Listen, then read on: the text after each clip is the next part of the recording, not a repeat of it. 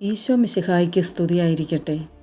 പരിശുദ്ധ കന്യകമറിയത്തോടൊപ്പം 365 ദിവസം നമുക്ക് ഒരുമിച്ച് യാത്ര ചെയ്യാം. ഫെബ്രുവരി 3 സുയപ്പയിലെ കന്യക. 1747 പാവപ്പെട്ട ചെറുപ്പക്കാരനായ കർഷകന് അമലോത്ഭവ മാതാവിൻ്റെ ഒരു ചെറിയ രൂപം കണ്ടുകിട്ടി. ഇരുട്ടുള്ള രാത്രിയിൽ വീട്ടിലേക്കുള്ള യാത്രാമധ്യേ 2 ചെറുപ്പക്കാരായ കൃഷിക്കാർ ഉറങ്ങാനായി വഴിയിൽ കിടന്നു. അപ്പോൾ എന്തോ പുറത്തു തട്ടി.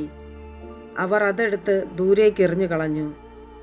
അത്ഭുതമെന്ന് പറയട്ടെ, അവർ വീണ്ടും ഉറങ്ങാൻ തുടങ്ങിയപ്പോൾ വീണ്ടും എന്തോ പുറത്തു തടഞ്ഞു. അതെടുത്ത് സഞ്ചിയിലാക്കി.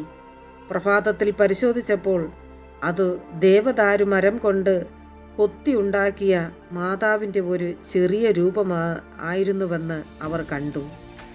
1925 സുയാപ്പയിൽ മാതാവിനെ റിപ്പബ്ലിക് ഓഫ് ഹോണ്ടുറസയുടെ മധ്യസ്ഥയായി പ്രഖ്യാപിക്കുകയും ഫെബ്രുവരി 3 തിരുനാൾ ആഘോഷിക്കുകയും ചെയ്യുന്നു. 1780 ആദ്യത്തെ കപ്പേള ആശീർവദിക്കപ്പെടുകയും ചെയ്തു.